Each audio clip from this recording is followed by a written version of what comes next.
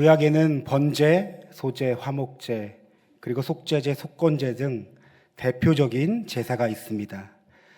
하나님께서는 레위기 1장에서 7장에 걸쳐 다양한 제사법을 상세히 알려주셨습니다. 오늘 우리는 레위기 1장에 있는 번제에 관해 나눕니다. 번제란 제물을 제단 위에 통째로 올려 태우는 제사입니다. 성경의 원어인 히브리어로 올라라고 하는데요. 그 뜻은 신기하게도 올라가다라는 뜻입니다. 바로 번제물이 제단 위에 올려져 불에 타 연기가 되어 하나님께 향기로 올라가는 것입니다. 오늘 우리가 읽은 본문에는 번제의 제물을 소, 양과 염소, 비둘기 등으로 등급화했습니다. 이는 제물을 바치는 헌제자의 경제적 능력에 따른 것입니다. 여유가 있는 부자는 소를, 중산층은 양이나 염소를, 가난한 사람들은 비둘기 곡식 등을 바쳤습니다. 번제의 목적도 있습니다. 번제는 하나님과의 관계를 유지하고 그분께 헌신을 나타내기 위한 제사입니다. 따라서 번제는 제물을 바치는 사람의 마음이 담겨져 있어야 합니다. 정성스러운 제물을 바치면 하나님께서는 이를 기쁘게 받으십니다. 그리고 오늘 자세히 살펴볼 번제의 절차도 있습니다. 우리가 읽은 3절부터 해당되는데요. 여러분, 우리는 이를 통해 예배의 교훈을 얻을 수 있습니다.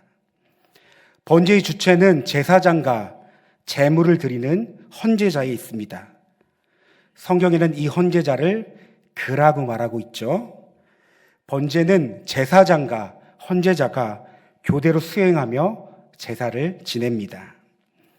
제사는 짐승의 머리에 안수하는 것부터 시작됩니다. 헌제자가 안수 후 짐승을 도살하고 짐승의 피를 받습니다. 그러면 제사장이 그 피를 제단 벽에 뿌립니다. 이어서 헌제자가 짐승의 가죽을 벗기고 머리를 잘라내고 내장을 모두 긁습니다. 그리고 나서 짐승의 몸통을 조각내어 바로 이 각뜨기 작업을 하는데요. 이 작업이 끝나면 제사장은 제단 위에 공깃도기를 올려놓고 짐승을 태우기 시작합니다. 이렇게 각뜨기 작업이 끝나면 헌제자는 곧이어 내장과 정강이를 손질합니다. 여러분, 이 내장에는 똥과 음식물 찌꺼기가 있습니다. 그래서 내장을 손질할 때 참 힘이 드는데요. 헌제자가 이렇게 내장과 정강이를 손질할 때, 그리고 손질하고 나면 이 제사장은 깨끗이 손질된 이 내장과 정강이를 제단 위에 추가로 올려놓습니다. 그러니까 오늘 말하자면 살코기와 함께 족발과 곱창을 올려놓는 것이라고 생각하면 이해하기 쉽습니다. 이렇게 제단 위에 올려진 이 번제물은 활활 타며 하나님께 향기가 되어 올라갑니다. 여러분, 우리 다들 가정에서 닭볶음탕을 만들어 보셨을 겁니다. 요즘 마트에 가면 이 닭볶음탕을 만든 사실 밀키트가 따로 있지만 예전에는 이 생닭을 사서 닭을 직접 조리를 했죠. 껍질을 벗깁니다. 그리고 조각을 냅니다. 내장을 청소합니다. 말은 쉽지만 직접 손질하는 것은 결코 쉬운 일이 아닙니다.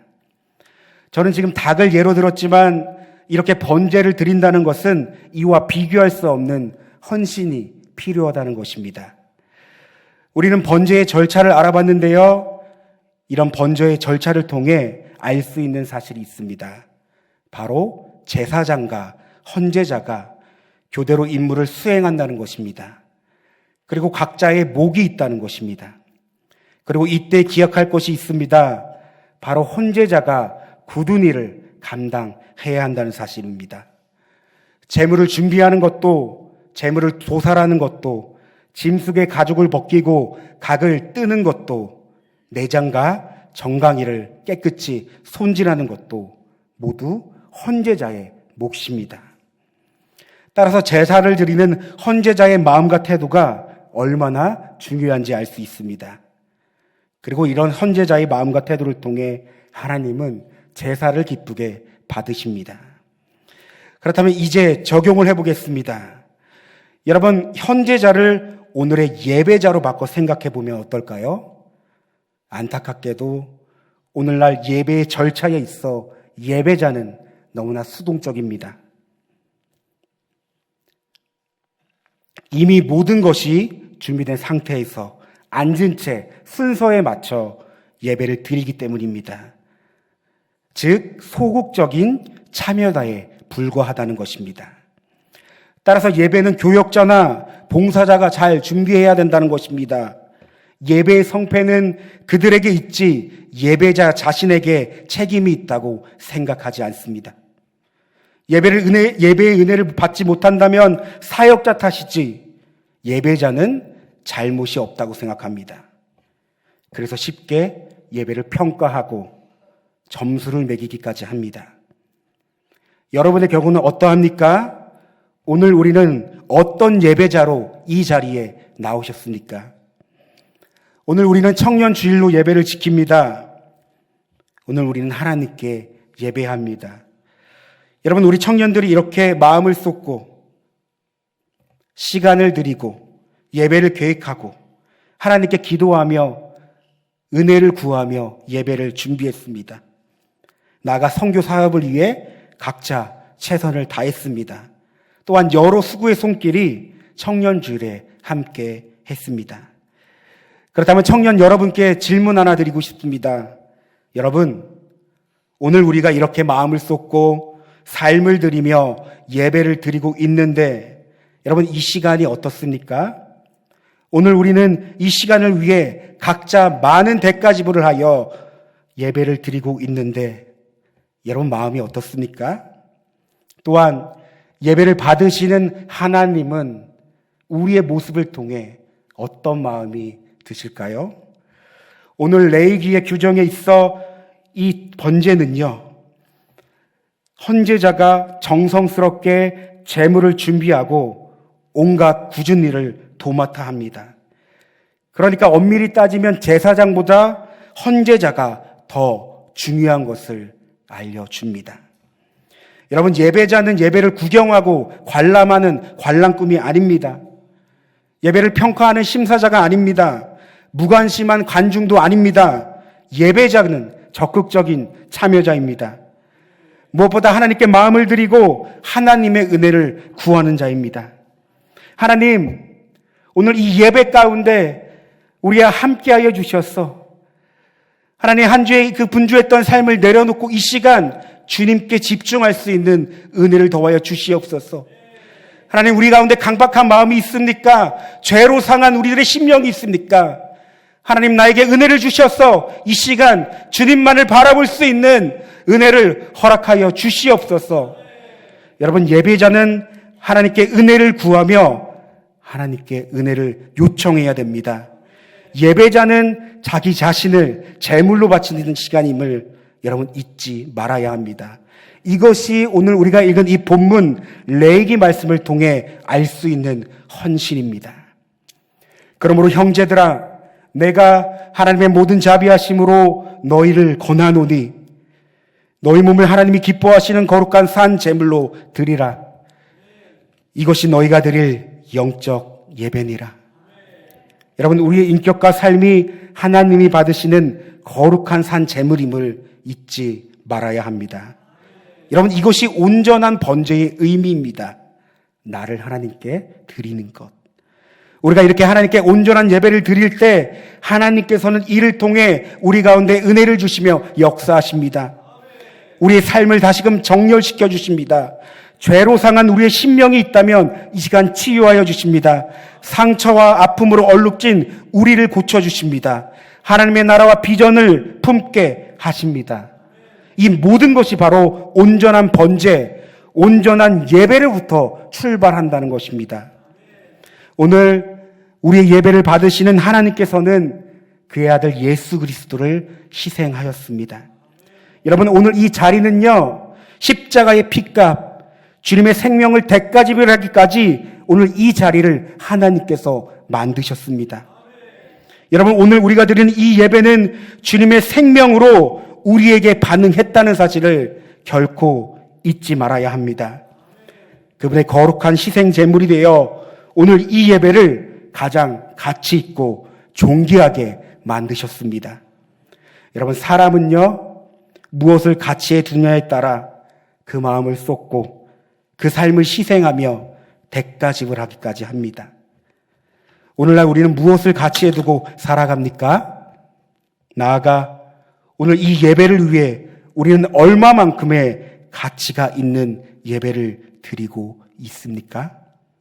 우리의 마음을 쏟고 내 삶을 대가 지불하며 헌신하기까지의 가치가 여러분 있다고 생각하십니까? 오늘 이 예배가 중요한 이유는 곧 이 예배를 통해 하나님과 우리의 관계를 점검할 수 있기 때문입니다. 우리는 예배를 통해 하나님과의 이 관계를 가장 정확하고 진단할 수 있습니다. 그렇다면 지금 하나님과의 관계는 여러분 어떠합니까? 이 예배를 통해 하나님을 경험하고 있습니까? 말씀을 정리합니다. 여러분 보이십니까? 이게 뭔지 아십니까? 네. 이 속에 무엇이 있을까요?